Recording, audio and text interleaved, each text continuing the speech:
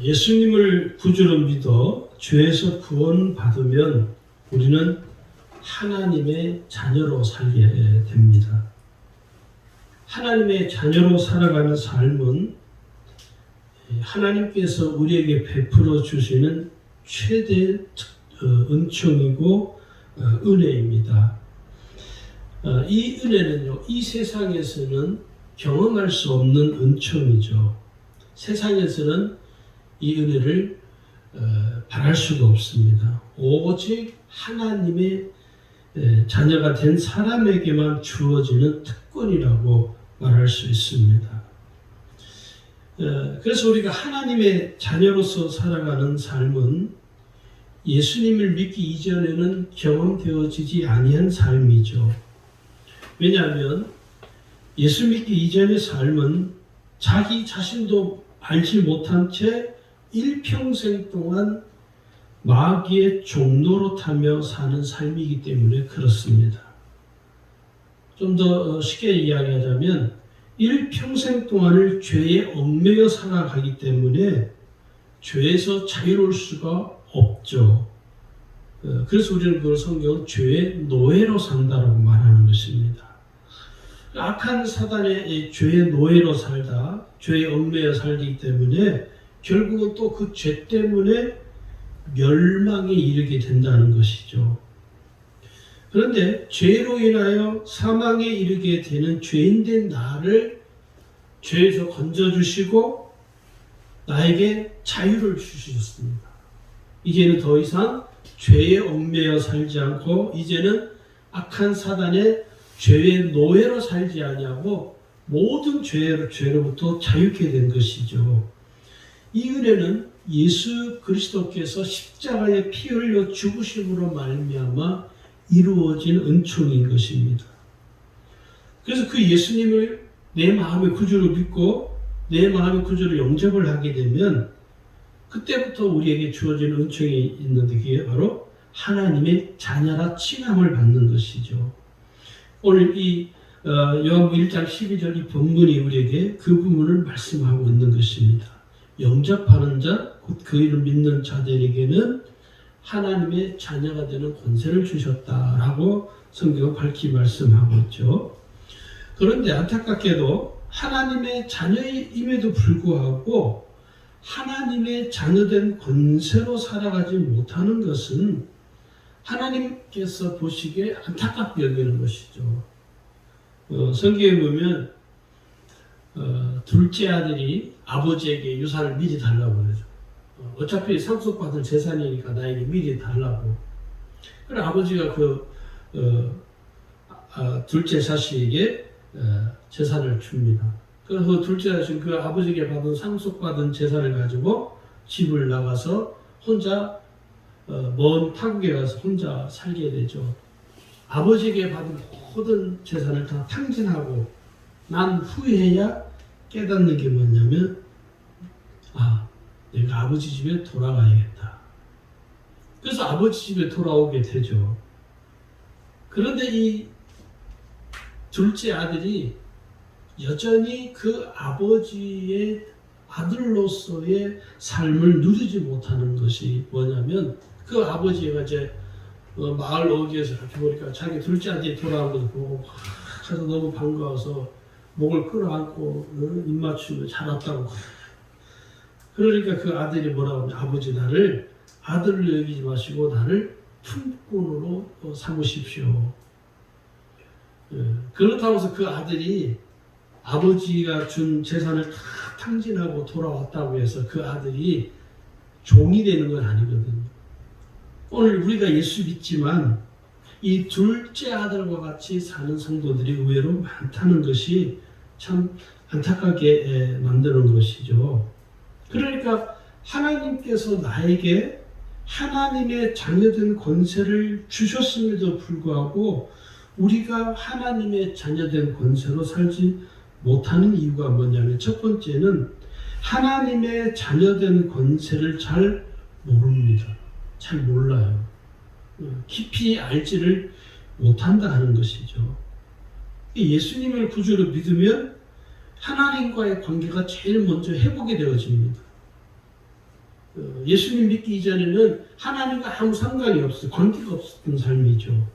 그런데 예수님을 통해서 예수님의 십자가의 은혜를 믿음으로 말미암아 이제는 하나님과의 매우 특별한 관계가 맺어지게 되죠. 그건 아버지와 자녀의 관계가 맺어지는 것입니다. 그래서 그 하나님이 나의 아버지가 되시고 내가 하나님의 자녀가 되는 것이죠. 그러니까 이 사실을 잘 인지하지 못하기 때문에 하나님께서 내게 자녀된 권세를 주셨음에도 불구하고 나는 그 권세를 가지고 살지를 못하는 것이죠. 오늘 여기 에베소서 5장 8절에 보면요. 너희가 전에는 어둠이더니 이제는 주 안에서 빛이라 빛의 자녀들처럼 행하라. 이렇게 말하죠.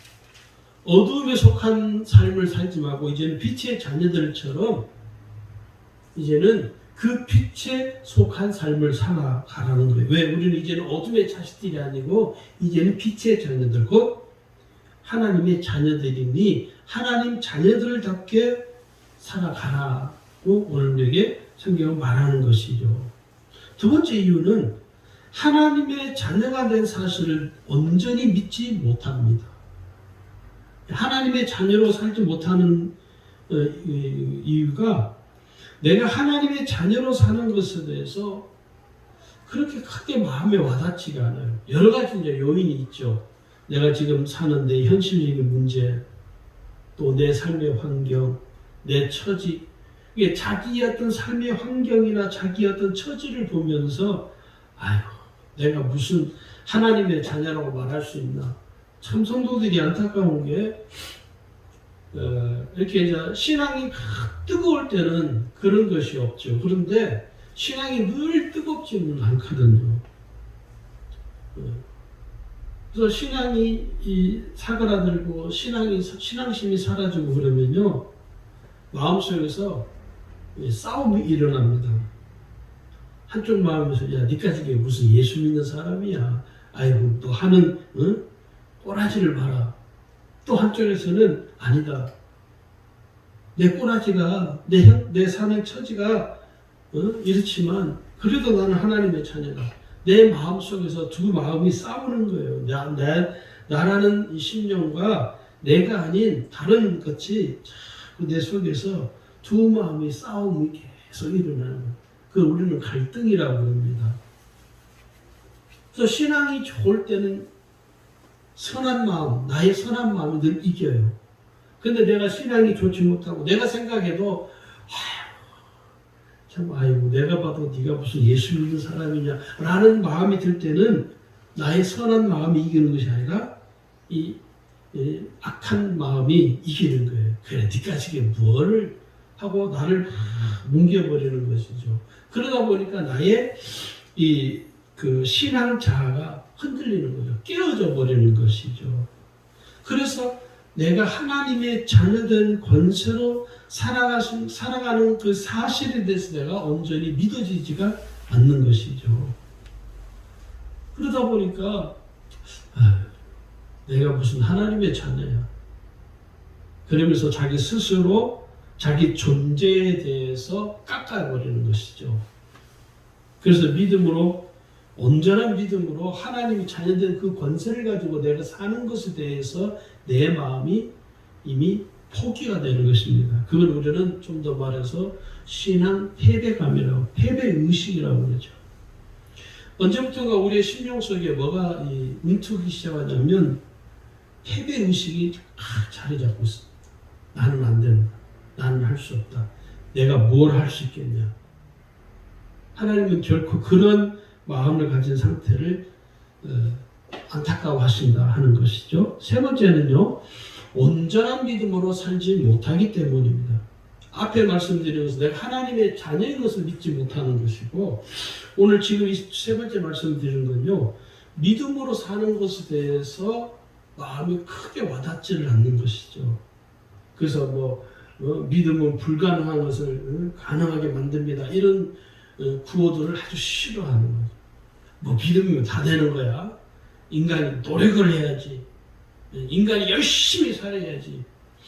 여러분 열심히 사는 것이 예수 잘 믿는 것이 아니라는 것을 우리가 잘 깨달아야 됩니다. 믿음이 뭐냐? 성경이 분명히 말씀하죠. 예수님께서 말씀하시는 부분이기도 한데 마태복음 8장 26절에 보면 예수님이 이렇게 말씀합니다. 어찌하여 무서워하느냐? 믿음이 작은 자들아 하시고 곧 일어나서 바람과 바다를 꾸짖으시니 아주 잔잔하게 되었다. 예수님이 배 한켠에 주무시고 계시는데 그 배 함께 타고 가던 제자들이 갑자기 풍랑이 일으니까 무서워서 물속에 빠져 죽을까 봐 두려워서 예수님을 다급하게 큰 소리로 예수님을 깨우는 거예요.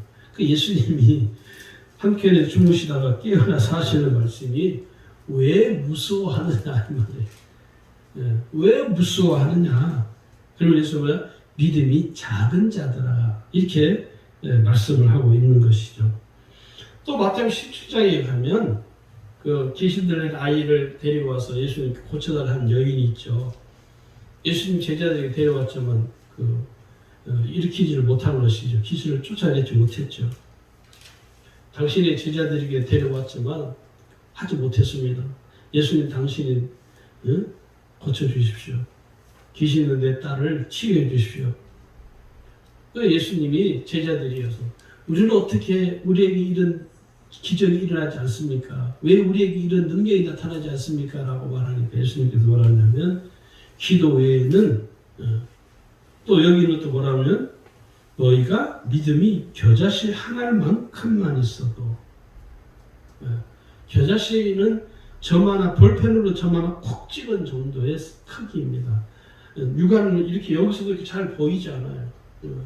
제가 청년 때 우리 목사님께서 성지순례를 갔다 오시면서 이게 겨자씨라고 성도들한테 하나씩 그걸 선물로 요만한 비누로 봉투에 넣어가지고 요만한 비누 봉투 가지고 이게 겨자씨라고 보라고. 지금도 제가 그거 가지고 있었는데 이사를 다니다 보니까 없어졌어요. 그래서 제가 성지순례 가서 겨자씨도 한 몇 개를 사가지고 제 서재 이렇게 서랍에다 넣어놔서 가끔 한 번씩 보거든. 아 이게 겨자씨구나. 겨자씨만한 믿음만 있어도 산을 옮길 수 있다는 것이죠. 그러니까 우리는 생각할 때 믿음으로 뭘 할 수 있나 생각하지만 그러나 예수님은 믿음은 불가능한 것이 없다는 거예요. 믿음으로 모든 것을 할 수 있다라고 말씀하는 거죠. 하나님의 자녀되는 권세란 무엇이냐면 크게 한 몇 가지를 제가 좀 축약을 했습니다. 내용이 사실 많기 때문에 이 하나님의 자녀가 된 권세는 첫 번째가 뭐냐면 하나님을 아버지라고 부를 수 있다는 거죠. 이게 아무것도 아닌 것 같지만요. 내가 하나님을 아버지라고 부른다는 것처럼 큰 능력은 없습니다. 왜? 비천한 내가 한번 생각해 보세요. 피조물인 내가 창조해 주신 하나님을 아버지라고 부를 수 있다는 것처럼 위대한 일은 없습니다. 할렐루야. 사람들이요 대통령 아들을 보면서 부러워하잖아요. 여러분 대통령 아들은 내가 대통령을 보면서 아버지 이렇게 부를 수 있습니까? 부를 수 없습니다. 대통령을 아들을 보는 사람들이 야, 저 아들 참 좋겠다. 제가 어렸을 때 그 박정희 대통령 그 아들 박지만이죠. 박지만인가? 그 자식들이 가끔 그 대한 뉴스에도 나오고 그랬잖아요. TV에 가끔씩 비치고 보면은 보면서 우리 어린 마음에 야, 저 대통령 아들은 얼마나 좋을까. 여러분 대통령 아들은 아무것도 아닙니다. 내가 하나님을 어떻게 불러요? 아버지라고 부르는 것처럼 이보다 더 큰 위대한 일은 이 세상에 없습니다. 이게 가장 큰 특권이라는 것입니다. 우리가 이것을 온전히 해야 돼요. 로마서 8장 15절에 이렇게 말씀합니다. 너희는 다시 무서워하는 종의 영을 받지 아니하고 양자의 영을 받았으므로 우리가 아빠 아버지라고 부르짖느니라. 하나님을 아버지라고 부를 수 있다는 거죠. 이보다 더 큰 권세는 없습니다. 특권이죠. 이 세상의 모든 사람들이 하나님을 아버지라고 부릅니까? 부를 수가 없죠. 예. 오늘 저와 여러분만 특별히 하나님 우리를 선택하셔서 하나님 우리를 택해 주셔서 우리가 하나님을 아버지라 부를 수 있는 거예요. 내가 하나님을 택한 것이 아니라 하나님이 나를 자녀 삼아 주심으로 인해서 내가 하나님을 아버지 부를 수 있는 것이죠. 저는 처음 예수를 믿고 가장 감사했던 게 하나님을 아버지라고 부를 수 있는 게 너무 좋더라. 하나님 내가 아버지라고 부를 수 있다는 거. 이것처럼 정말 마음을 뭉클하게 하는 일이 없더라고요. 자, 두 번째는요. 어떤 권세냐면 기도할 수 있는 특권이 우리에게 주어져 있습니다. 기도에 대한 이야기는 제가 많이 했기 때문에 요한복음 16장 24절에 지금까지는 너희가 내 이름으로 아무것도 구하지 아니하였으나 구하라 그리하면 받으리니 너희 기쁨이 충만하리라. 불신자들이 여러분 가끔 보면요. 자기 자신들의 삶 속에 어려움을 당할 때요. 하나님을 찾습니다. 근데 하나님만 찾는 게 아니고 이 세상에 있는 모든 신을 다 찾아요. 아이고 하나님, 부처님, 아이고 신천지 신명님 하면서 온갖 잡신들을 다 불러요. 난 그런 걸 또 잡신만 부르지 왜 거룩하신 하나님을 부르고. 근데 그 사람들이 하나님을 찾는다고 하나님 그 사람들이 그래 내가 여기 있다? 아니요. 하나님은 그 불신자의 삶에 전혀 관심이 없습니다. 무관심하십니다. 하나님 그들에게는. 그래서 그들이 주문 외우듯이 하나님 우리 아들 잘 되게 해주세요. 하나님은 그 자녀의 삶에도 관심 없습니다. 다시 말해서 하나님은 하나님의 자녀들에게만 관심이 있을 뿐이에요. 그래서 하나님의 자녀들이 기도하는 것에 대해서 하나님이 귀를 기울이고 응답해 주시는 것입니다. 세 번째는요. 어떤 권세가 있냐면 불가능한 것을 가능하게 만드는 믿음의 권세가 있습니다. 마가복음 9장 23절 예수님 말씀하기를 할 수 있거든이 무슨 말이냐? 믿는 자에게는 능히 하지 못할 일이 없느니라. 예수님이 항상 병자들을 치유할 때마다 꼭 확인하는 게 있었습니다. 그게 뭐냐면 내가 믿느냐? 내가 너에게 이 일을 해줄 것을, 다시 말해 내가 너의 병을 깨끗하게 고쳐줄 것을 내가 믿느냐? 믿음을 꼭 확인하는 장면이 성경에 여러 곳에서 있습니다. 그럼 그들이 대답을 하죠. 예, 주님 제가 믿습니다. 왜 예수님은 그냥 예수님께서 하나님의 전능하신 능력으로 그냥 기도하면 낫을 건데 왜 예수님은 굳이 그 병자들에게 꼭 질문을 할까요? 이유는 하나입니다. 그들에게 믿음을 보기 위한, 믿음을 확인시켜 주는 거예요. 또 오늘 우리가 이 예수님이 그 사람들에게 항상 묻는 그 질문을 볼 때마다 그 질문을 우리 주님은 우리에게도 합니다. 예수님은 병자에게 했던 그 질문을 나에게도 늘 합니다. 박 목사, 내가 나를 믿느냐? 그러면 나의 대답은 뭐죠? 예, 제가 주님을 믿습니다. 우리의 대답은 뭐가 됩니까? 예, 제가 주님을 믿습니다. 주님, 제 삶에 주님이 그렇게 하실 줄 저는 믿습니다.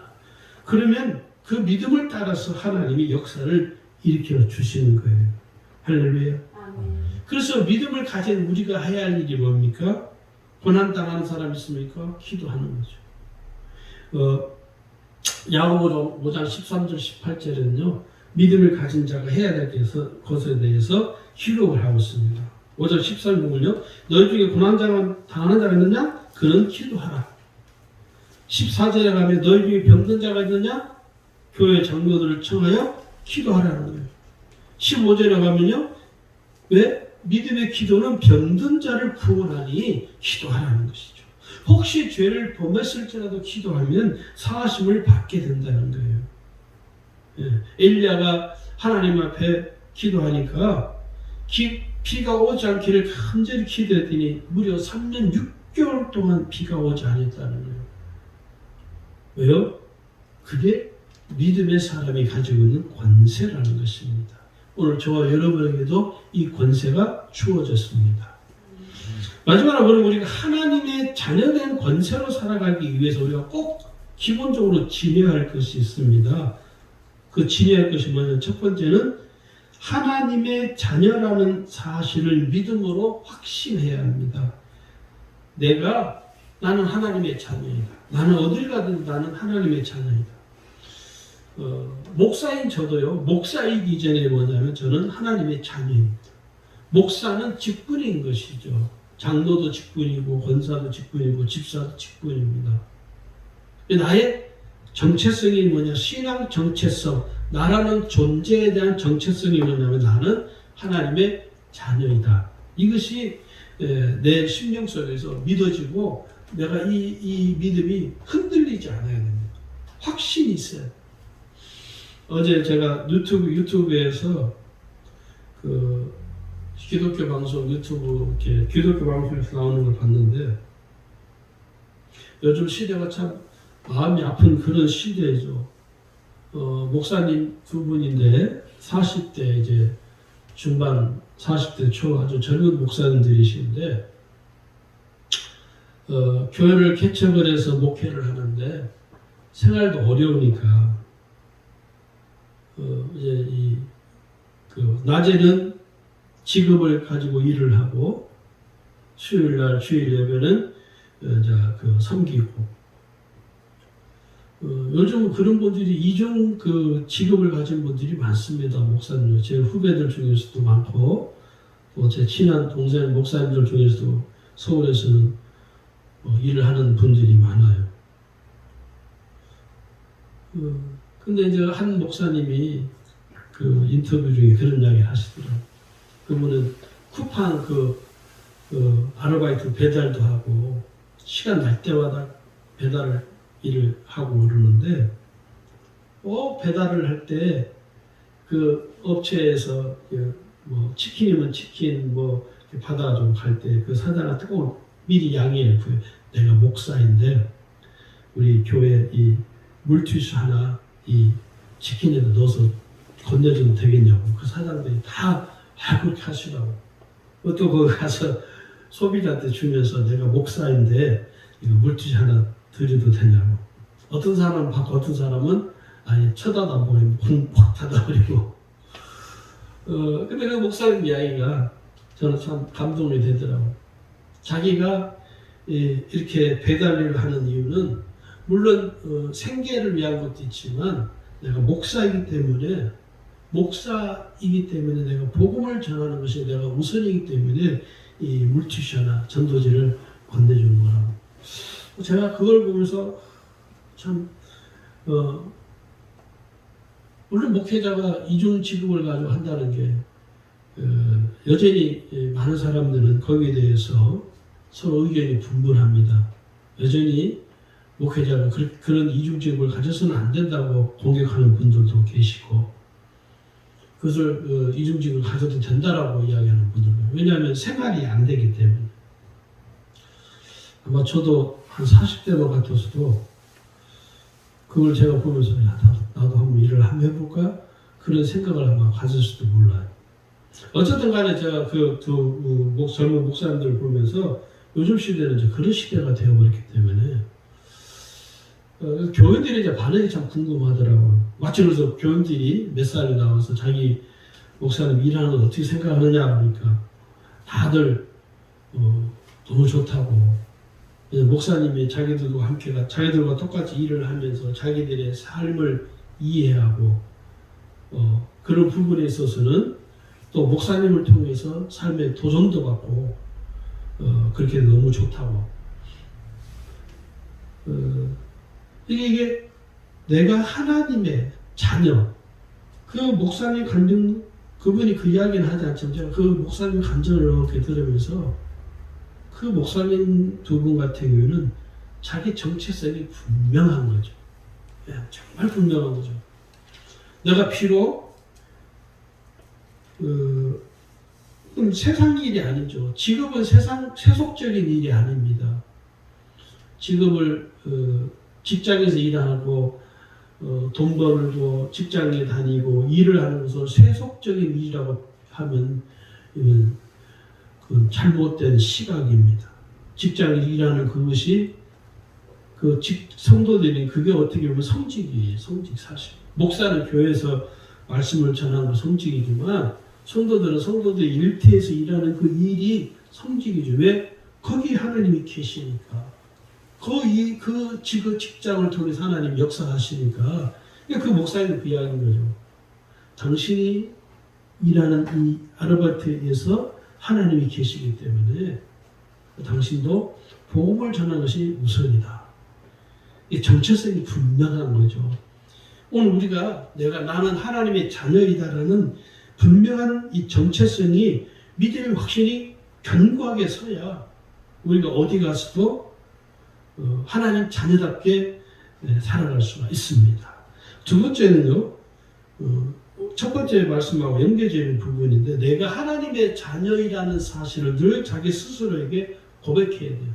물론 다른 사람들한테도 하지만은 자기 자신에게 늘 고백해야 돼요. 나는 하나님의 자녀입니다. 저는 하나님의 자녀입니다.